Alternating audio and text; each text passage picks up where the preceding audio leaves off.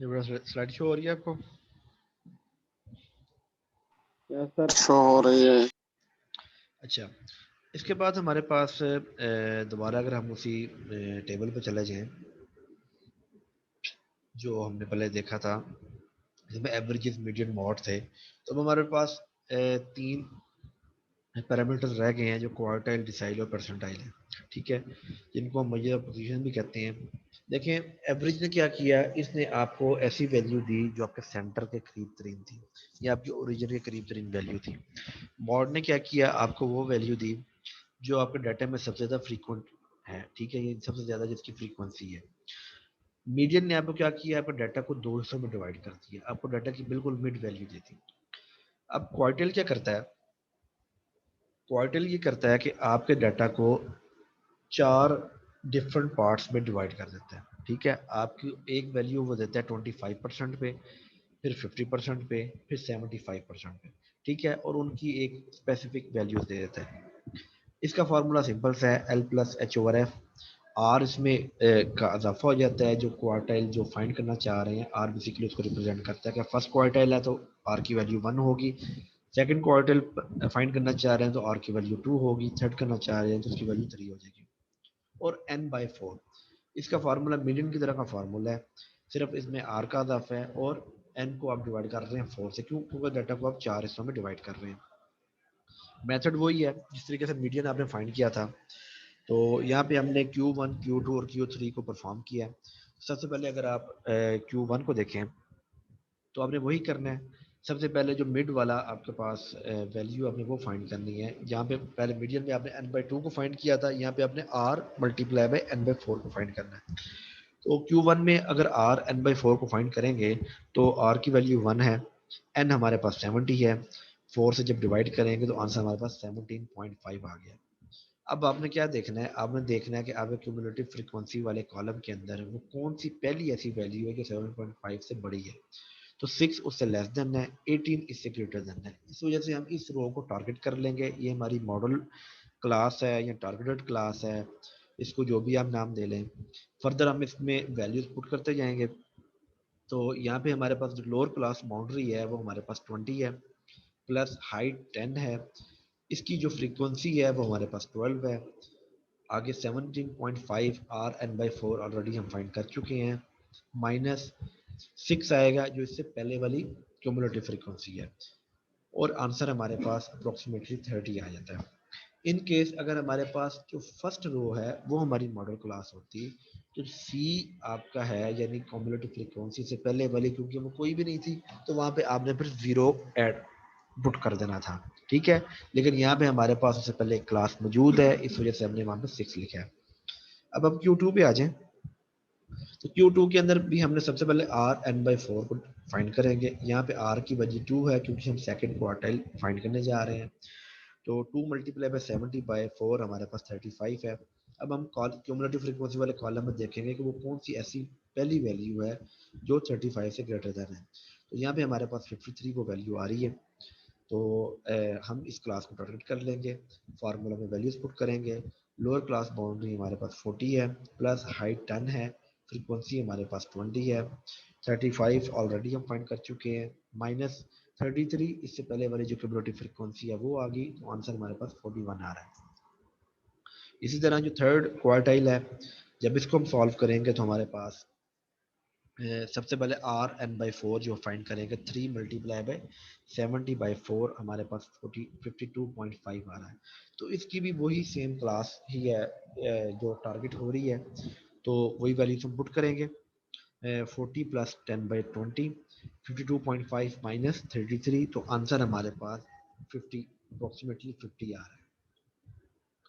तो अब हम चले जाते हैं डिसाइल में। अच्छा, अगर हम पीछे ज़रा इसको थोड़ा एक्सप्लेन कर लें क्वार्टाइल को, तो इसने क्या किया, इसने आपको ये बताया कि जो आपका डाटा सेट है, जो नंबर ऑफ ऐप्स हैं आपका, जो एक जो एग्जांपल जिससे हम काम कर रहे हैं कि 25 जो फर्स्ट 25% जो लोग ऐसे हैं जिनके मोबाइल में 30 या 30 से कम ऐप्स हैं। ठीक है, या फर्स्ट 25% जो लोग हैं उनकी जो ऐप्स, उनके मोबाइल में जो ऐप्स हैं वो 30 है। सेकंड क्वार्टाइल ने आपको बताया कि 40 आपके पास जो लोग हैं, 50% ऐसे लोग हैं जिनके मोबाइल में 41 या उससे कम ऐप्स हैं। इसी तरह जो 50 है, 50 ये बता रहा है कि आपके पास 75% ऐसे लोग हैं जिनके मोबाइल में 50 ऐप्स हैं। और या फिर जो लास्ट अपर हैंड पे जो 25% ऐसे लोग हैं जिनके मोबाइल में 50 से ज़्यादा ऐप्स हैं। ठीक है। अब इसी तरह हम अगर चले जाए डिसाइल पे, तो डिसाइल आपके डाटा को 10 हिस्सों में डिवाइड कर देता है। ठीक है। जहाँ पे मीडियन आपको 2 हिस्सों में डिवाइड कर रहा था, क्वार्टल 4 हिस्सों में डिवाइड कर रहा था, डिसाइल आपके डाटा को 10 डिफरेंट हिस्सों में डिवाइड कर रहा है। तो यहाँ पे जो आर है उसकी वैल्यू 1 से लेकर 9 तक जाती है। फार्मूला सेम है, आर की वैल्यू चेंज होगी आपके जो डिसाइल फाइंड करने चाह रहे हैं उसकी बेस पे। n/10 क्यों? क्योंकि नंबर ऑफ ऑब्जर्वेशन को हम 10 हिस्सों में डिवाइड कर रहे हैं, तो 10 से डिवाइड करेंगे हम। तो इसकी अगर हम एग्जांपल देख लें तो इसमें D3, D5 और D7 हमने फाइंड किया है। तो सबसे पहले D3 अगर हम फाइंड करना चाहें तो R जो 3 है मल्टीप्लाई बाय 70 डिवाइडेड बाय 10, हमारे पास 21 आ रहा है। तो जो थर्ड हमारे पास रो है वो हमारी टारगेट हो रही है, उसमें जो 33 वैल्यू है वो ग्रेटर देन है 21 से। वैल्यूज को पुट करेंगे, 32 हमारे पास आंसर आ रहा है। D5 में सेम हम ये परफॉर्म करेंगे, हमारे पास जो सेकंड लास्ट रो है वो हमारी टारगेट हो रही है, तो हमारे पास जो आंसर है वो 41 आ रहा है। सेम केस में हमारे पास जब D7 है तो R की वैल्यू 7 आ जाएगी, 7 मल्टीप्लाई 70 डिवाइडेड बाई 10 होगा। तो हमारे पास जो आंसर है यहाँ पे मैथमेटिकली परफॉर्म करने के बाद 48 आंसर आ रहा है। तो यहाँ पे हम एक्सप्लेन कर सकते हैं कि जो 3 है वो हमें बता रहा है कि हमारे पास जो 30% जो लोग हैं उनके मोबाइल में 32 या उनसे कम ऐप्स हैं। D5 बता रहा है कि 50% ऐसे लोग हैं जिनके मोबाइल में 41 या उससे कम ऐप्स हैं। और D7 बता रहा है कि 70% ऐसे लोग हैं जिनके मोबाइल में 48 या 48 से कम ऐप्स हैं। अगर आप उसको थर्ड क्वार्टाइल के हिसाब से देखें तो वो आपको बता रहा था कि 75% ऐसे लोग हैं जिनके मोबाइल में 50 या 50 से कम ऐप्स हैं, जबकि यहाँ पे आपको 70% भी आपको बता रहा है। यानी डिसाइल आपको 10%, 20, 30, 40, 50, 60, 70, 80 और 90% तक जाके डाटा को मुख्तलिफ पॉइंट्स में डिवाइड करके आपको डाटा की लोकेशन बता रहा है। इसका जो लास्ट पैरामीटर है वो हमारा परसेंटाइल। तो परसेंटाइल क्या करता है, ये डाटा को 100 पार्ट्स में डिवाइड कर देता है। ये डाटा को 100 डिफरेंट पोजीशंस पे डाटा को हम शो कर सकते हैं, यानी डाटा को और हम उसको डिग करके और उसमें से इंफॉर्मेशन निकाल सकते हैं। तो फार्मूला इसका भी सेम है, इसको हम पी से रिप्रेजेंट करते हैं। यहाँ पे जो आर की वैल्यू है 1 से लेकर 99 तक हो सकती है, और जो एन है वो हमारा डिवाइड होगा 100 से। सेम एग्जांपल को लेके चलते हैं। तो सबसे पहले हमने P35 फाइंड किया, R की वैल्यू 35 आ गई, मल्टीप्लाई होगा 70 से और 100 से डिवाइड हो जाएगा, तो आंसर 24.5 आ रहा। तो जो थर्ड रो है वो हमारी मॉडल क्लास बन रही है, वैल्यूज को पुट करेंगे, 34 हमारे पास आंसर आ रहा है।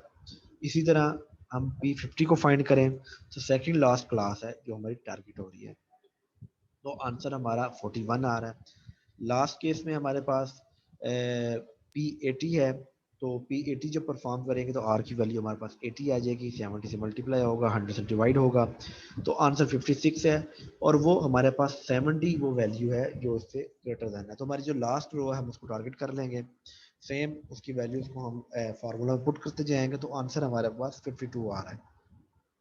तो यहाँ पे अगर डाटा को हम एक्सप्लेन करें तो हम कह सकते हैं कि हमारे पास जो 35% ऐसे लोग हैं जिनके मोबाइल में 34 या उससे कम ऐप्स हैं, 50% ऐसे लोग हैं जिनके मोबाइल में 41 या उनसे कम ऐप्स हैं, और 80% ऐसे लोग हैं जिनके मोबाइल में 52 या उनसे कम ऐप्स हैं।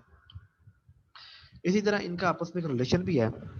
तो फर्स्ट रिलेशन को हम देखें तो अगर आप इन्हीं एग्जांपल्स को दोबारा देखें, आप पीछे स्लाइड्स को जाके, तो जो median, second quartile, fifth decile और 50th जो परसेंटाइल है हमारे पास, उन सब की वैल्यू सेम है। क्यों? क्योंकि मीडियन भी मिड वैल्यू बताता है, Q2 भी मिड वैल्यू बताता है, D5 भी 50% डाटा को बता रहा है, और P50 भी 50% डाटा को रिप्रेजेंट कर रहा है, तो इन सब की वैल्यू आपके पास सेम आएगी। तो इस तरह क्वेश्चन भी आपके पास आ सकता है कि आप इसको प्रूफ कर दें कि median is equal to P50 या Q2 is equal to D5, तो आप इसको प्रूफ कर सकते हैं।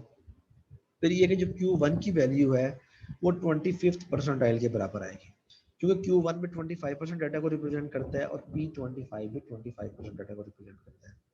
इसी तरह जो आपका जो Q3 है वो 75% डाटा को रिप्रेजेंट करता है और P75 भी 75% डाटा को रिप्रेजेंट करता है, तो इनकी वैल्यू भी हमेशा बराबर आएगी। ठीक है, तो यहाँ तक बेटा इसको मैं क्लोज कर रहा हूँ। ठीक है, तो इस तरह है कि आप क्लास को एक दफ़ा दोबारा ज्वाइन करें ताकि नेक्स्ट स्लाइड की तरफ जाएं, तो क्लास को आप दोबारा रीज्वाइन करें। 5 मिनट की ब्रेक है, 5 मिनट के बाद अभी टाइम हो रहा है हमारे पास 25, तो पूरे 12:30 बजे हम दोबारा लेक्चर शुरू करेंगे। ठीक है, ठीक हो गया सर। या इसमें क्वेश्चन हो किसी को तो क्वेश्चन पूछ सकते हैं आप। क्वेश्चन तो नहीं किसी का? नहीं सर ठीक है। चलें चलें, बेहतर है हमारा 5 मिनट के बाद। हाँ जी जी जी कोई नहीं है सर, पेपर के बारे में बता। बेटा इसके अभी जो लेक्चर हुआ इसके मुतालिक जो क्वेश्चन है वो आप करें। अभी इसी के मुतालिक क्वेश्चन आप कहने का पूछ रहा हूँ। पेपर के मुतालिक जब पेपर आएगा तब बात करेंगे।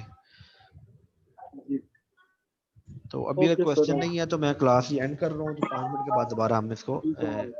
स्टार्ट करेंगे। ठीक है सर वो लेक्चर आपने लेक्चर सेंड कर दिया था चार्ट वाला? बेटा उस पर अपलोड हो जाएंगे, आज अपलोड हो जाएंगे तमाम लेक्चर्स।